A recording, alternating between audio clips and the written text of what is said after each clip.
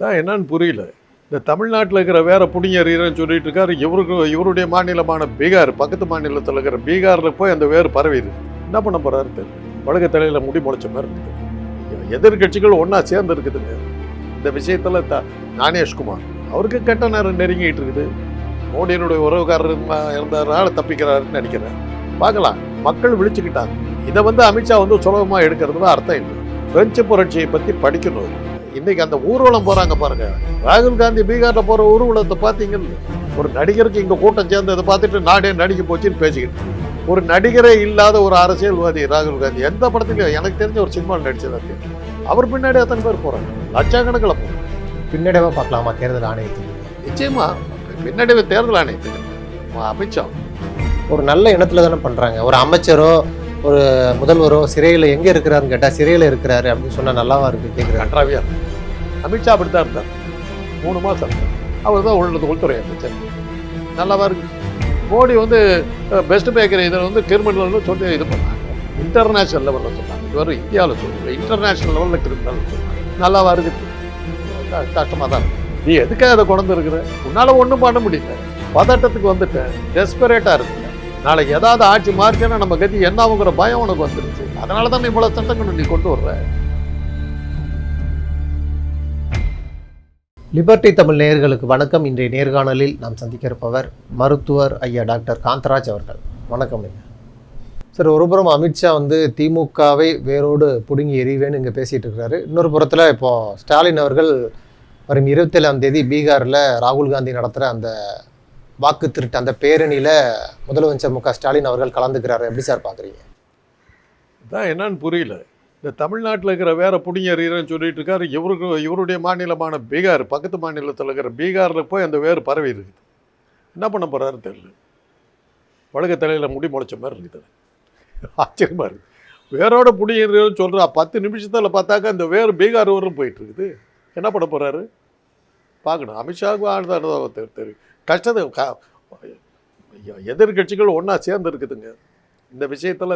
அந்த ஞான சூரியனா ஒரு பேர் வரவே மாட்டேங்குது. ஞானேஷ்குமார் அவருக்கு கெட்ட நேரம் நெருங்கிட்டு இருக்குது. மோடியினுடைய உறவுக்காரர் இருந்ததுனால தப்பிக்கிறாருன்னு நினைக்கிறேன். பார்க்கலாம், மக்கள் விழிச்சுக்கிட்டாங்க. இதை அமித்ஷா சுலபமாக எடுக்கிறதுல அர்த்தம் இல்லை. பிரெஞ்சு புரட்சியை பற்றி படிக்கணும். ஓரோடு ஒழிப்பேன், அடியோடு அழிப்பேன்லாம் பேசிக்கிட்டு இருந்தாங்க. அப்புறம் தான் தலையை கில்லட்டினில் வச்சாங்க. துண்டாக உழுந்து கோடியில் தூக்கிட்டு போனாங்க. மோடி ஃப்ரான்ஸுக்கு பாரிஸுக்கு போனபோது அந்த 40th லூயி தலையை ப்ரிசர்வ் பண்ணி வச்சுருக்காங்க. அதை எடுத்து வெளியில் வச்சாங்க. எதுக்காக அன்னைக்கு அதை செஞ்சாங்கன்னு தெரியல. மோடி பாரிஸுக்கு போனபோது ஃப்ரெஞ்சு புரட்சியை நினைவுபடுத்துகிற மாதிரி இருந்தது. இதெல்லாம் அவங்களுக்கு சொல்லணும். இல்லை, இப்போ உச்சநீதிமன்றம் இந்த ஆவணத்தை எடுத்துக்கிறேன் அப்படின்னு சொல்லியாச்சு பீகாரில். ஆனாலும் இந்த பீகார் தேர்தல் ரொம்ப முக்கியமாக, ஸ்டாலினே போகிற அளவுக்கு அவ்வளோ முக்கியமான தேர்தல். அப்படி அங்கே ஆரம்பிக்கிறாங்க. பீகாரில் தானே நீங்கள் எல்லா வேலையும் பண்ணது, தேர்தல் ஆணையம் பண்ணது பூரா அங்கே தானே ஆரம்பிச்சிருக்காங்க. அதில் தானே அவங்க வெளிப்படையாக சிக்கிட்டாங்க. ஆனால் இவர் முதல் கொடுத்த இது ராகுல் காந்தி கொடுத்தது கர்நாடகாவில் தேர்தல் ஆணையம் கர்நாடகாவில் பண்ணதே ஆரம்பிச்சிட்டாரு. அங்கேருந்து பார்த்தாக்க பீகாரில் அதை விட பிரமாதமாக பண்ணியிருக்காங்க. ஆக எங்கே பார்த்தாலும் விஷக்கிருமி 8 கால் பூச்சி மாதிரி தேர்தல் ஆணையம் எல்லா இடத்துலையும் தன்னுடைய விஷத்தை கக்கி இருக்கிறதுக்கு இதெல்லாம் ஆதாரம். வடக்கில் இருக்கிற பீகார், தெற்கில் இருக்கிற கர்நாடகா, ரெண்டுலேயும் ஒரே மாதிரி ஃப்ராடு. அதைத்தான் அன்றைக்கி அவர் காட்டினார். இதுக்கு உடனே பிரமாண பத்திரம் கூட, அதை கூட நீ என்னென்னமோ உளறி பார்த்தாரு. ஒரே முடிச்சு விட்டாங்க. பிரமாண பத்திரம்லாம் கிடையாது. ஆதார் கார்டை ஏற்றுக்க முடியாதுன்னாங்க அவங்க. அதிலெல்லாம் ஆதார் கார்டை கொடுத்து மரியாதையை கொடுன்ட்டாங்க. இது நீதிமன்றத்துக்கிட்ட போகிறதுன்னு நான் விரும்பலை. இன்றைக்கி அந்த ஊர்வலம் போகிறாங்க பாருங்கள். இவ்வளோ ஆயிரக்கணக்கான கேள்வி கேட்டீங்க. ராகுல் காந்தி பீகாரில் போகிற ஊர்வலத்தை பார்த்தீங்கல்ல. ஒரு நடிகருக்கு இங்கே கூட்டம் சேர்ந்து அதை பார்த்துட்டு நாடே நடிக்க போச்சுன்னு பேசிக்கிட்டு இருந்தீங்க. ஒரு நடிகரே இல்லாத ஒரு அரசியல்வாதி ராகுல் காந்தி எந்த படத்துலையும் எனக்கு தெரிஞ்ச ஒரு சினிமாவில் நடித்ததா தெரியல. அவர் பின்னாடி அத்தனை பேர் போகிறாங்க, லட்சக்கணக்கில் போகிறாங்க. இல்லை, முதல்ல பீகார் அப்புறம் தமிழ்நாட்டுக்கு வர வாய்ப்பு இருக்குன்னு சொல்லும் பொழுது நான் போய் அங்கேயே போய் வேற பிடிங்கிட்டு இருக்காரு. நீ தமிழ்நாட்டு வரதுக்குள்ள நான் உன்னைய பார்க்க வரேன். வேற பிடிங்கிட்டு இருக்காரு. நீங்கள் தமிழ்நாட்டில் சுற்றிக்கிட்டு இருக்கிற லக்ஷ்மி பார்வதின்னு ஒரு அம்மா இருந்தது, ஞாபகம் இருக்கா உங்களுக்கு? என் டி ராமராவ் 2வது மனைவியாக இருந்தது. அதை வந்து எல்லோரும் சேர்ந்து தூக்கி விட்டாங்க, பெரிய தலைவி மாரி. இது உடனே ஆந்திராவில் தேர்தலில் நிற்கிது. அன்றைக்கி வந்து எல்லாம் என்ன சொல்லிட்டாங்கன்னாக்கா, லட்சுமி சிவா பார்வதி தான் ஜெயிப்பாங்க, சந்திரபாபு நாயுடு அட்ரஸ்லாம் தோப்பாருங்கிற அளவுக்கு கருத்து கணிப்புகள்லாம் போட்டாச்சு. இந்த அம்மா உடனே அடுத்த ஸ்டேட்டில் பெரிய தலைவி ஆகிடுச்சு. அடுத்த ஸ்டேட்டில் போய் தேர்தல் பிரச்சாரம் அந்த கட்சிக்கு ஆதரவாக பேசிக்கிட்டு இருந்து வருது. இங்கே தேர்தல் முடிவுகள் வருது, ஒரு இடத்துல கூட ஜெயிக்கல. அது மாதிரி தான் அமித்ஷாவுக்கு சொல்லணும், நீ இங்கே சுற்றிக்கிட்டு இருக்காதையா, வீட்டில் ஓட்டை உளுந்து எல்லாம் பாத்திரம் கீத்திரம் எல்லாத்தையும் தூக்கிட்டு போயிட்டுருக்காங்க, சீக்கிரம் அங்கே போ அப்படின்னு சொல்லணும். டைம் வேஸ்ட் பண்ணாதீங்க, சீக்கிரம் போங்க, அங்கே தான் ஆகிட போகுது. அந்த பீகார் சிறப்பு வாக்கு திருத்தத்தில் ஆதார் ஆவணம் செல்லாது ஒரு பல்வேறு ஐடியை கேட்டிருந்தாங்க. 65 லட்சம் பேர் நீக்கப்பட்டிருந்தாங்க. நேற்று உச்சநீதிமன்றம் அதிரடியாக தீர்ப்பு வழங்கியிருக்கு. நீக்கப்பட்ட எல்லோரையுமே நீங்கள் சேர்த்துக்கணும், ஆதாரை நீங்கள் ஆவணமாக எடுத்துக்கணும்னு சொல்லி தேர்தல் ஆணையத்துக்கு உத்தரவு போட்டிருக்காங்க. எப்படி சார் பார்க்குறீங்க? தைரியமாக கொடுத்துருக்காங்க. அந்த நீதிபதிக்கு பாதுகாப்பு கொடுக்கணும்னு ஜாக்கிரதையாக இருந்தால் நல்லது, அவ்வளோதான் சொல்லுவேன். நியாயமான தீர்ப்பு. அவங்களுக்கு அவங்க பதட்டமான சூழ்நிலையில் இருக்கிறது இதெல்லாம் தான் எடுத்துக்காட்டு. வாக்கேந்திரத்தை பற்றி மக்கள் மத்தியில் பெருசாக வெளியில் தெரிஞ்சு போச்சு. வாக்கேந்திரம் ஃப்ராடுங்கிறது நல்லா தெரிஞ்சு போச்சு. ராகுல் காந்தி க்ளீனாக லிஸ்ட்லேயே இருந்தால் தானே நீங்கள் ஓட்டு போடுவீங்க. இப்போ காந்தராஜ் தெரியும், கண்டிப்பாக பாஜகவுக்கு ஓட்டு போட மாட்டாங்க. நான் வந்து ஓட்டு போட்டு என் ஓட்டை இது சிம் கார்டிலேருந்து என் பேரை எடுத்து அப்புறம் மாற்றி என்னத்துக்கு, எனக்கு ஓட்டே இல்லைன்ட்டா அப்புறம் எப்படி வருவேன்? இப்போ சேர்க்க சொல்லியிருக்காங்களா பீகாருடைய தேர்தல் நிதிஷ்குமார் ஒரு மாற வாய்ப்பு இருக்குது அந்த முறை? சேர்த்தனா கூட அந்த வாக்கேந்திரத்தை நீங்கள் வந்து கண்ட்ரோல் பண்ணலைன்னாக்கா இது ஓட்டு போட்டும் கூட பிரயோஜனம் இல்லையே. நான் முதல்ல இருந்தே சொல்லிட்டு இருக்கேன். எங்கள் மாதிரி சில பேர்லாம் கற்றும்போது நீங்கள் 1000 கேள்வி கேட்டுட்டு நீ ஒரு முட்டாள்னு சொல்லிட்டு போனீங்க, நானும் கேட்டுக்கிட்டேன். இன்றைக்கி அதே கேள்வியை நீங்கள் வந்து கேட்டுக்கிட்டு இருக்கிறீங்க. இப்போ நான் யார், நான் நீங்களா யார்? இப்போ ஒரு சின்ன சந்தேகமாவது நீங்கள் பட்டீங்களா, இப்படி இருக்கலாமா அப்படின்னு பட்டீங்களா? எல்லாம் வந்து தேர்தல் ஆணையம் அப்படியே புனிதர்கள், அப்படியே saint. Daniel has come to ஜட்ஜ்மெண்ட்டுமா ஷேக்ஸ்பியர் இதில் மெர்ச்சன்ட் ஆஃப் வெனிஸில் Shylock. Daniel has come to Daniel தான் நீதி கிரேக்க இது புராணத்தில் டேனியலுங்கிறது தான் நீதிக்கு இதாக இருக்குது கடவுள். ஷைலாக் அறுத்துக்க சொல்லி இது பண்ணுவாங்க, இதயத்தை அறுத்து கொடுக்கணும் அப்படின்னு சொல்லி அவன் ஷைலாக் வந்து வட்டிக்கு கடன் கொடுத்துட்டு, ஷைலாக்குங்கிற வட்டி கடன் கொடுத்தவன் அந்த கதாநாயகன் மறைச்சா அந்த பேர் மறந்துட்டேன். அவனுடைய இதயத்தை வெட்டி பணத்தை கட்டலைன்னா இதயத்தை வெட்டி கொடுக்கணுங்கிறது. அதுக்கு அவள் போர்ஷா வந்து வாதாடுவான். இது பண்ண உடனே அந்த கோர்ட்டில் என்ன சொல்லுவாங்கன்னா, எழுதி கொடுத்துருக்க கொடு அப்படின்றாங்க. அது சொன்ன உடனே ஷைலாக் ஒரே குஷியில் Daniel has come to judgement, நீதி தேவதையே வந்து எனக்கு தீர்ப்பு வழங்கிடுச்சுன்னு. அப்புறம் போர்ஷா கேட்குறார், அந்த இதில் வந்து இதயத்தை எடுத்துக்கொள்ளலாம்ன்றது. இதயத்தை எடுக்கும்போது ரத்தம் கொட்டுச்சுன்னா அவர் பதில் சொல்லணும். அவருக்கு எந்த வலியும் இருக்கக்கூடாது, அவருக்கு உயிர் போகக்கூடாது. ஏன்னா அதெல்லாம் இல்லை, இதயத்தை மாத்திரம்தான் எடுக்கணும். இதெல்லாம் ரத்தமே சிந்தாமல் உயிரே போகாமல் இதயத்தை எடுக்கிறது தான் எடுக்கலாம். அதுதான் அவர் எழுதி கொடுத்துருக்காரு, கொடுக்க சொல்லுங்க. அப்படி தான் இது முடியும். மெர்ச்சன்ட் ஆஃப் வெனிஸ்க்காக அது தான். இப்போ நீங்கள் சொன்னதுக்கு தேர்தல் ஆணையத்தை வந்து ஒன்றும் பண்ண முடியாதுங்கிறதுனால இன்றைக்கி அதெல்லாம் போனதுக்கு பிறகு நிதிஷ்குமார் என்ன பண்ணுவாங்க கேட்டிங்கன்னா, நிதிஷ்குமார் என்ன பண்ண முடியும்? தேர்தலில் இன்றைக்கும் வேறு ஏதாவது நெளிவு சொலிவு இருக்குதான்னு பார்க்கலாம். எனக்கு என்னமோ பீகார் தேர்தல் ஒத்தி வைக்கப்படும்னு எனக்கு படுது. இவ்வளோ கஷ்டத்தில் அவங்க நடத்துவாங்கன்னா எனக்கு சந்தேகமாக இருக்குது. பின்னடைவாக பார்க்கலாமா தேர்தல் ஆணையத்துக்கு? நிச்சயமாக பின்னடைவு தேர்தல் ஆணையத்துக்கு இல்லை, அமித்ஷா. அவங்க ஆண்டவன் சொல்கிறான், அருணாச்சலம் செய்கிறான், அவ்வளோதான். ஞானேஷ்குமார் அவர் யார் தெரியுமா? மோடியோட மாமா மகன். அது தெரியுமா உங்களுக்கு? எங்கள் ஆளுங்க யாரும் சொந்தக்காரனை பதவியில் இல்லைன்னு ஆடினானுங்களே, இதுக்கு பதில் சொல்ல சொல்லு. யார் ஞானேஷ்குமார்? பல்வேறு சீர்திருத்தங்களை கொண்டு வராங்க, ஆனால் அது உச்சநீதிமன்றத்தில் போய் தடை வாங்குறது எப்படி பார்க்குறது? சீர்திருத்தமாக இருந்தாக்கோ அக்செப்ட் பண்ணுவாங்க, அவங்களுக்கே தெரியுது. இது ஒரு முதல் ஸ்டெப்பு தானே, அதையே தடுக்கணும் நம்ம. எல்லாம் முதல் ஸ்டெப்பு தான். முதல் கோணல் முற்றும் கோணல், அதனால தான் நிறுத்துறாங்க, வேறு ஒன்று. இப்போ ஆளுநர் விவகாரத்தில் உச்சநீதிமன்றம் இதே போல் ஒரு தீர்ப்பு வழங்கியிருக்கிறாங்க. ஆளுநருக்கு குடியரசுத் தலைவருக்கு காலக்கெடு விதித்தது தான், அதில் நாங்கள் எந்த மாற்று கருத்துமே கிடையாது அப்படின்னு இந்த குடியரசுத் தலைவருடைய அந்த 14 கேள்விகளுக்கு அந்த வழக்கு விசாரணையில் கருத்து சொல்லியிருக்கிறாங்க. இதெல்லாம் வந்து தலையை சுற்றி மூக்கு தொடுற கதைங்க. அண்ணா அந்த காலத்தில் க்ளீனாக சொன்னார், ஆட்டுக்கு தாடி எதுக்கு, அரசாங்கத்துக்கு கவர்னர் எதுக்குன்னார். வெள்ளைக்காரன் வந்து தன்னுடைய பிரதிநிதியாக வச்சாங்க. இந்தியர்களுக்கு, இந்திய நாட்டுக்கு வந்து இது சுதந்திரம் கொடுக்கறதுன்னு முடிவு எடுத்துட்டான். 1920 எடுத்துட்டான். உங்கள் சுதந்திரம் போடுறது நீங்கள் சொல்கிற கதையெல்லாம் நமக்கு விடுற கதை. அவன் 1920 சுதந்திரம் கொடுக்கறதுக்கு ரெடியான போது அன்றைக்கி என்ன சொன்னாங்கன்னா, அந்த மக்கள் வந்து இன்னும் அந்த காலத்து இதோடைய சிஸ்டத்துலேயே இருக்காங்க. இப்போ இருக்கிற எலெக்ஷனு பிரதிநிதித்துவம் இதெல்லாம் அவங்களுக்கு தெரியாது. அவங்கள பழக்குங்கன்னு பிறந்தான். 1920 முதல் தேர்தல் நடத்திட்டாங்க. நடத்தும்போது என்ன அப்போ என்னன்னாக்கா 21 வயசான எல்லாத்துக்கும் ஓட்டு உரிமைங்கிறது கிடையாது. சொந்த வீடு வச்சுருக்கணும், இல்லாட்டி வருமான வரி கட்டணும், இல்லாட்டி இவ்வளோ படிச்சிருக்கணும். இது மாதிரி இதெல்லாம் போட்டாங்க. பெண்களுக்கு ஓட்டு உரிமை கொடுக்கல. இப்படியெல்லாம் இருக்கிறவங்களுக்கு தான் ஓட்டு உரிமைன்னு கொடுத்தாங்க. அவங்க தான் ஓட்டு போட்டாங்க. எல்லாத்துக்கும் கொடுக்கல, ஓட்டு கொடுக்கல. அதில் என்னாச்சுன்னா, வீடு வச்சுருக்கோம்ல, சாதாரண ஆள் அந்த காலத்தில் வீடு வச்சுருந்தா கொஞ்சம் middle class, upper middle class, பணக்காரன், அவங்க தான் ஓட்டு போட்டாங்க. ஜஸ்டிஸ் பார்ட்டி தான் ஜெயிச்சது. மெட்ராஸ் ப்ராவின்ஸ்னு இருந்த அந்த டைமில் ஒரு 7 மாநிலங்கள் தாங்க மொத்தமாக இருந்தது இந்தியாவே. உத்தரப்பிரதேஷ், பீகார், இந்த ஹிந்தி பேசுகிற மாநிலம் ஒரு சிபிசிஐ அந்த மாதிரி என்னென்ன பேர் இருக்கும் அந்த காலத்தில். மெட்ராஸ் மாகாணம்னு இதுக்கு பேர், மெட்ராஸ் பிரசிடென்சி. ஒரிசா பார்டரில் பெர்காம்பூரில் ஆரம்பித்து திருநெல்வேலி வரையிலும் அப்படி இருந்த ஊர். அப்போ வந்து கவர்னர் இது பண்ணும்போது கவர்னர் எதுக்குன்னு கேட்டாங்க. திராவிட இயக்கத்தினுடைய முதல் இதே வந்து இது கவர்னரை நீக்கணுங்கிறது தான்.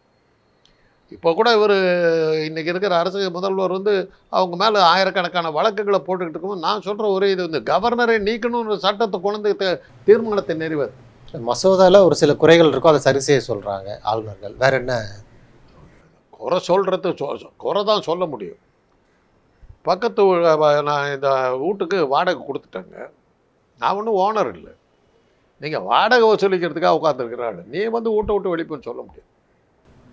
மக்களுக்கு பயன்படுமான விதமான சட்டங்கள் இருந்தால் உடனே ஒப்புதல். அதை சொல்லுங்க, அதை சொல்லுங்க. கட்சி சார்பான சட்டங்கள் தன்னுடைய குடும்ப இதுக்காக குடும்பம் இதுதான். ஜெய்ஷாவுக்கு கொடுக்குற மாதிரிலாம் வரக்கூடாதுங்கிறத நம்ம சொல்கிறோம், இல்லைன்னு சொல்லலை.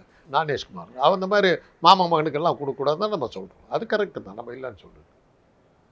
எங்கே எவன் என்ன கூட தெரியாது, ஜெய்ஷா வந்து கிரிக்கெட் போர்டு உலகத்தினுடைய மிகப்பெரிய பணக்கார விளையாட்டினுடைய தலைவராக என் மகனையே போட்டுக்கிறேன். அதெல்லாம் நடக்கிறது நிறுத்தலாம் இல்லை.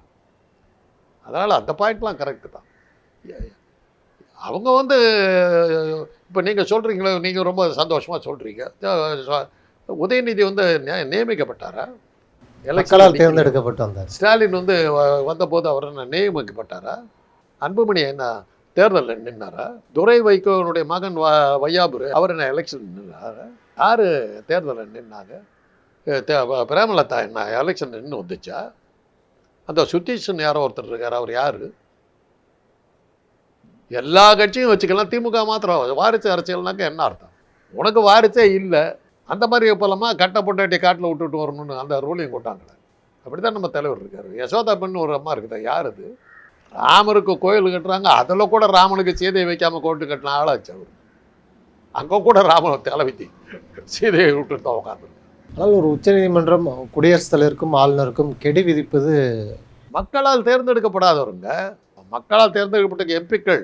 கவர்னர் அப்படி இல்லையே. உங்கள் ஆஃபீஸில் டீ வாங்கிட்டு வர பையனாக கூட இருக்கலாம், தினசரி டீ வாங்கிட்டு வர பையனை கூட நீங்கள் கவர்னராக போடலாம். குடியரசுத் தலைவரை வந்து தேர்ந்தெடுத்து இவங்க தான் தேர்ந்தெடுக்கிறாங்க. அவரால் நியமிக்கப்பட்டவர் தான் அவர்.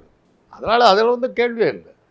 இந்த தீர்ப்பு மூலமாக ஆர்.என். ரவி பின்வாங்க வர. ஆர்.என். ரவி கொஞ்சம் ஆர்.என். ரவி அதில் திட்டத்தில் அர்த்தம் இல்லைங்க. அவர் ஒரு அட்டெண்டர். அவர் இந்த வழக்கே ஆர்.என். ரவியை சுற்றி தான் வருது. நீங்கள் கவர்னருக்கு அந்த கவர்னராக தான் ஆர்.என். ரவியை தெரியும். ஆர்.என். ரவி பதவியை விட்டு நீக்கிப்படுங்க, தெருவில் டீ கடை தான் வச்சுக்கிட்டு. இல்லை, உச்சநீதிமன்றம் இந்த வழக்கில் குறிப்பிடுறதே ஆர்.என். ரவியுடைய நடவடிக்கைகள் ரொம்ப அதிகமாக இருக்குது. இந்த கவர்னர் ஆர்.என். ரவி இல்லை, அதில் எந்த கவர்னர் வந்தாலும் அதுதான் செய்ய போகிறாங்க. நான் தான் சொன்னேன், ஆர்.என். ரவியை பற்றி பேசுறது அர்த்தம் இல்லை. அவர் சொல்கிறத செஞ்சுக்கிட்டு இருக்காரு, அதுதான் என் வேலை. என்னுடைய வேலை என்ன? வீட்டு காவல் நாய் மாதிரி இருக்காங்க. யார் வந்தாலும் குலைக்கிறது என் வேலை. அதிகாரிகள் அப்படித்தான் இருக்கணும், அப்படித்தான் இருப்பாங்க. ஆனால் நம்ம ஊரில் அதிகாரிகள் தான் ஐடியா கொடுப்பாங்க. ஏன்னா நான் ஒரு அரசியல்வாதி வீட்டில் இருந்தவன், அதிகாரிகள் என்ன பண்ணாங்கங்கிறத பார்த்தவன், அதிகாரிகள் எனக்கு என்ன பண்ணாங்கங்கிறத அனுபவிச்சவங்க எல்லாம் இருக்குது. நானும் அதிகாரி தான், கவர்மெண்ட் ஆஃபீஸர் தான், joint director of medical education. நான் மருத்துவத்துறையில் துணை இயக்குனராக இருந்தேன். நானும் அதிகாரி தான். என்னால் என்ன, நான் எல்லா இதுவும் ஏன்னா டூருக்கு போனேன்னா எனக்கு வந்து உடனே வந்து அந்த அங்கே இருக்கிற டிஎம்ஓலேருந்து எல்லாம் வந்து நிற்பாங்க, எல்லாம் என்னை கூட்டிகிட்டு போவாங்க, எனக்கு சோறு போடுவாங்க, எல்லாம் பண்ணுவாங்க. எதுக்கு அவங்க கொடுக்கணும்? அதுக்கு நான் டூர் போகிறதுக்கு எனக்கு டீயாக கொடுக்குறாங்க, அதில் தான் நான் வாங்கி சாப்பிடுவேன். அவங்க சாப்பிட விட மாட்டாங்களே. புறையோடிப்பு இருக்குது. உங்களுடைய நீங்கள் வந்து ஜாயிண்ட் டைரக்டர், நான் டெப்யூட்டி டைரக்டர், உங்களுக்கு கீழே நம்ம 2 பேரும் மீட்டிங் போய் உட்காரோன்னு வைங்க. உங்களுக்கு காஃபி கொடுப்பாங்க, எனக்கு கொடுக்க மாட்டாங்க. ஏன்னா ஐ எம் நாட் எலிஜிபிள். ஒரு பேசிக் ஒரு கர்டசி, எல்லாம் வந்திருக்காங்க, எல்லாத்துக்கும் காஃபி கொடுக்கணும்னு இருக்காங்க, உங்கள் தகுதிக்கு தகுந்த மாதிரி. இதெல்லாம் இந்த அரசாங்கத்தில் இருக்கிற குறைபாடு. அதனால் ரவியை நீங்கள் ரவிங்கிற ஒரு ஆளை சொல்லாதுங்க. அந்த கவர்னர் போஸ்ட்டில் இருக்கிற யாராக இருந்தாலும், காந்தராஜா போட்டாலும் அதான் செய்வேன். இன்றைக்கி இருக்கிற இது பிரகாரம் நான் தான் செய்வேன். அமித்ஷா சொல்கிறேன், நான் செய்வேன். அவ்வளோதான். ரவியை திட்டி என்ன பண்ண முடியும்? ரவி போனாக்க நான் தான் ஏற்கனவே சொல்லுங்க, ரவி போனால் ஒரு குருவி வருவார். இந்த பதவி நீக்க மசோதாவை அமித்ஷா தாக்கல் செய்திருக்கிறாரு. அந்த சட்டம் வந்து 30 நாட்களில் குற்றம் சாட்டப்பட்டிருந்து சிறையில் இருந்தாலே, முதல்வராக இருந்தாலும் சரி பிரதமராக இருந்தாலும் பதவி நீக்கம் செய்யணுங்கிற அந்த சட்டத்தை எப்படி பார்க்குறீங்க? என்னுடைய அனுபவத்தில் வந்து ஜெயலலிதாவுக்கு நடந்தால் தான் நான் பார்க்குறேன். ஜெயலலிதாவுக்கு தண்டனை வழங்கின போது குற்றவாளின்னு குன்ஹா டிக்ளேர் பண்ண போது உடனே அவர்களுக்கு ஆதரவாக இருக்கிற, இன்றைக்கி கூட ஒரு இதை மீடியாவில் எல்லாம் அன்றைக்கி இதை இருந்த ஒரு பேர் வடநாட்டுக்காரர் ஒருத்தர் தமிழ் மீடியாவில் இருந்தார். குற்றவாளி என்று தீர்ப்பு வழங்கப்பட்டிருக்கிறது. முதலமைச்சர் பதவியில் இருப்பதால் அவர் வந்து அதை வைத்து கொண்டு ஒரு ஸ்டே வாங்குவாருங்கிற மாதிரிலாம் போட்டுக்கிட்டு இருக்காங்க அந்த சேனலில். அப்போ தமிழன் பிரசன்னான்னு திமுகவுடைய வழக்கறிஞர் அவர்கிட்ட கேட்குறாங்க, குற்றவாளி டிக்ளேர் பண்ண அடுத்த செகண்ட் ஆஸ் பர் ரூல் அவங்க பதவி போயிடுச்சு. She is just a criminal, ஜெயிலில் தான் போகணும். அந்த அம்மாளுக்கு அது தெரியல. அந்த அம்மா என்ன சொல்லிட்டு போயிடுச்சு, சாயந்தரம் வந்துடுவோம், ராத்திரி சாப்பாடெல்லாம் ரெடி பண்ணிட்டு போயிருக்குது போயஸ் கார்டன். அதுக்கப்புறம் என்ன பண்ணிச்சு, நான் அப்பீல் பண்ணுறேன்னு சொல்லிட்டு உக்காந்துக்கிட்டு இருக்குது. ஒன்றும் கிடையாது, முதல்ல ஜெயிலுக்கு போன்ட்டு கூப்பிட்டு போட்டாங்க, எல்லாம் காட்டினாங்க. இன்னைக்கு இருக்கிற சட்டம் எனக்கு தெரிஞ்சு அதுதான். இப்போ வந்துக்கிற சட்டம் என்ன மாதிரி இருக்குது எனக்கு தெரியல. குற்றம் சாட்டப்பட்டிருந்தாலே 30 நாள் சிறையில் இருந்தால் பதவி விலகணும். அப்போ எல்லாரும் நான் மனுஷனாக பிறந்த குழந்தை குட்டியிலேருந்து எல்லாம் ஜெயிலுக்கு போட்டு. இது சரின்னாக்கா குற்றம். அந்த குழந்தை பிறக்கும் போதே கொடி சுற்றிக்கிட்டு பிறந்ததுன்னு சொல்லி குற்றம் சாட்டி குழந்தைய ஜெயிலுக்கு கொடுத்து. இல்லை, எல்லாருக்குமே இந்த சட்டம் பொருந்தும், பிரதமருக்கும் பொருந்தும். ஆனால் எதிர்க்கட்சிகள் மட்டும் ஏன் இப்படி பயப்படுறீங்க? இது பிரதமருக்கு பொருந்துங்கிறது எல்லாம் ரைட்டுங்க. அது ஏன்னா நாளைக்கு இதை வந்து இவங்க வந்து இன்னைக்கு இவங்க ஆட்சியில் இருக்கிறாங்க, இதை வச்சுக்கிட்டு எல்லா முதல்வர்களும் உள்ள தள்ள முடியும். யார் மேலே வேணாலும் குற்றவாளி. கெஜ்ரிவாலை எத்தனை கேஸ் போட்டாங்க, ஜாமீன் கொடுத்தாங்க, அப்போ கூட அவங்க அக்செப்ட் பண்ணலையே. ஜாமீன் கொடுத்து கூட அவர் விடுதலை பண்ண விடலையே. அவங்க எதையோ சொல்லி உள்ள தள்ளிக்கிட்டே இருந்தாங்க. செந்தில் பாலாஜி விஷயத்தில் என்ன நடந்தது? கடைசி இந்த நிமிஷம் அவர் மேலே குற்றம் நிரூபிக்கப்பட்டது. ஒரு நல்ல இனத்துல தானே பண்ணுறாங்க. ஒரு அமைச்சரோ ஒரு முதல்வரோ சிறையில் எங்கே இருக்கிறாருன்னு கேட்டால் சிறையில் இருக்கிறாரு அப்படின்னு சொன்னால் நல்லாவா இருக்குது? கேட்குறாரு. கன்றாவியாக இருக்கும். அமித்ஷா அப்படி தான் இருந்தார், 3 மாதம் இருந்தார். அவர் தான் உள்துறை அமைச்சர், நல்லாவா இருக்குது. மோடி வந்து பெஸ்ட் பேக்கரி இதில் வந்து கிரிமினல்னு சொல்லி இது பண்ணாங்க, இன்டர்நேஷ்னல் லெவலில் சொன்னாங்க. இது வரும் இந்தியாவில் சொல்லலை, இன்டர்நேஷ்னல் லெவலில் கிரிமினல் சொன்னாங்க. நல்லாவா இருக்குது? கஷ்டமாக தான் இருக்குது. உங்கள் பாயிண்ட் ரைட்டு தான். அவங்களெல்லாம் நம்ம பிரதம மந்திரியாக உள்துறை அமைச்சராக எடுத்துக்கிட்டு இருக்கும்போது என்ன பண்ணுறது? மணிப்பூரில் வந்து மக்களை வந்து நிர்வாணமாக அந்த கூப்பிட்டு வந்தாருங்க. அவர் மேலே இன்றைக்கு வரல ஆக்ஷன் எடுக்கல. கெஜ்ரிவாலை 10 தடவை உள்ள தள்ளி. இதுக்கு அவர் உங்கள் கூட இருந்தவர், உங்களை கொண்டு வந்தது அவர் தான். ஆதித்யநாத்தை வெளியே விடலையே நீங்கள், உங்களை தோற்கடிச்சாருங்கிற கோபத்தில் அவர் என்ன பாடுபடுத்துங்க. அதனால் இதெல்லாம் சட்டத்தை, அதாவது சட்டம் யார் கையில் சிக்குதுங்கிறத பொறுத்து. தப்பு செய்கிறவங்க தானே பயப்படணும். அதான் கரெக்டு. தப்பு செய்யணும் தான் பயப்படணும். இது அங்கே தப்பு செஞ்சவன் ஜாலியாக தான் இருக்கிறான். அவங்க அமித்ஷாவும் மோடியும் ஜாலியாக தானே இருக்காங்க. அவங்க தானே சந்தோஷமாக இருக்காங்க. இன்டர்நேஷ்னல் லெவலில் வரும், லோக்கல் கூட இல்லை, இன்டர்நேஷ்னல் லெவலில் பேர் வாங்கணும். ஸ்டாலினே முதல் ஆளாக பயந்துக்கிட்டு கண்டனம் தெரிவிக்கிறாருன்னு மோடி கேட்குறாரு. அதான் அவரது பிடிக்கிறதுக்கே தான் இந்த சட்டத்தை கொண்டு வர்றேன். நீ பயந்து கொண்டு வர்றது தான் அது ஸ்டாலின் மேலே பாய போகிறேன்னு தெரியுது. கைப்புண்ணு கண்ணாடி வேணுமா? நீ எதுக்காக அதை கொண்டு இருக்கிற? உன்னால் ஒன்றும் பண்ண முடியல. பதட்டத்துக்கு வந்துட்டேன், டெஸ்பரேட்டாக இருக்கிற.